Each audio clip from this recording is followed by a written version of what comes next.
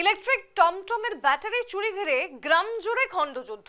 উত্তেজিত জনতার হামলায় রক্তাক্ত পুলিশ, আহত 2 অফিসার ও 3 টিএসআর জওয়ান সহ চোর। ঘটনা ঘিরে রণক্ষেত্র হয়ে ওঠে ত্রিপুরার উত্তর জেলার কদমতলা থানাধীন প্রত্যেক রায় গ্রাম। উত্তেজিত জনতার সঙ্গে পুলিশের সংঘর্ষে গুরুতরভাবে আহত হন 2 পুলিশ অফিসার সহ 13 নম্বর টিএসআর ব্যাটালিয়নের 3 জওয়ান। আহত হয় ধৃত চোরও। গোটা ঘটনায় এলাকা জুড়ে তীব্র উত্তেজনা ছড়িয়ে পড়ে। স্থানীয় সূত্র জানা গেছে, টমটম থেকে ব্যাটারি চুরি করার সময় ধরা পড়ে এক দুষ্কৃতী। আরেকজন পালিয়ে যেতে সক্ষম হয়। ধৃতকে ঘিরে ধরেন গ্রামবাসীরা। খবর, পুলিশ ওই অভিযুক্তকে থানায় নিতে আসে, কিন্তু বাধা দেন গ্রামবাসী। ক্ষুব্ধ গ্রামবাসী একসময় পুলিশ ও অভিযুক্তকে মারধরও করেন। গুরুতর আহত হন কদমতলা থানার সাব ইন্সপেক্টর সঞ্জীব সরকার, একই থানার assistant sub inspector Jagadananda Goswami. এছাড়াও আহত হয়েছেন 13 নম্বর টিএসআর ব্যাটালিয়নের 3 জওয়ান নিপেন্দ্র রিয়াং, অসিত লাল দাস ও তনু সিং ত্রিপুরা। আহত হয় ধৃত চোর কবির হোসেন।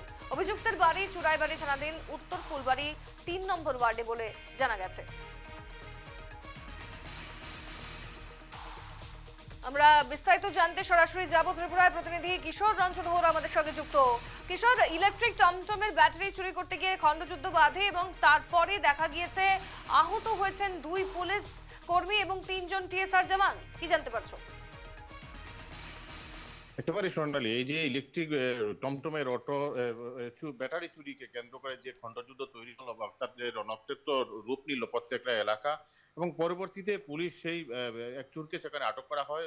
স্থানীয় জনগণ আটক করেন এবং পুলিশ সেখানে গিয়ে সেই চোরকে থানায় নিয়ে আনতে গেলেই কিন্তু মূলত সেই ঘটনার সূত্রপাত ঘটে।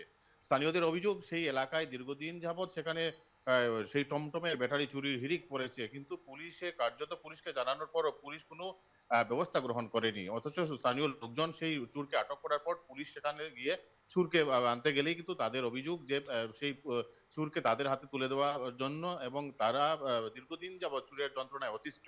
যদিও পুলিশের সাথে প্রথমে বাকবিতণ্ড, পরবর্তীতে রূপ নেয় রণক্ষেত্রের, এবং স্থানীয় লোকজনদের তরফে পুলিশের উপর আক্রমণ চালানো হয় বলে কিন্তু অভিযোগ। তাতে করে 2 জন পুলিশ অফিসার সহ 3 জন টিএসআর কর্মী সহ চোর গুরুতরভাবে আহত হয়। পরবর্তীতে তাদেরকে উদ্ধার করে কদমতলা সামাজিক হাসপাতালে নিয়ে গেলে তারা বর্তমানে সেখানে চিকিৎসাধীন।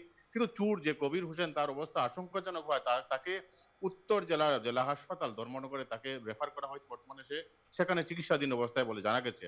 স্থানীয়দের অভিযোগ, দীর্ঘদিন যাবৎ সেই এলাকায় চুরির ঘটনা বৃদ্ধি পাচ্ছিল, কিন্তু পুলিশের ভূমিকা যথেষ্ট তাৎপর্যপূর্ণ ছিল না।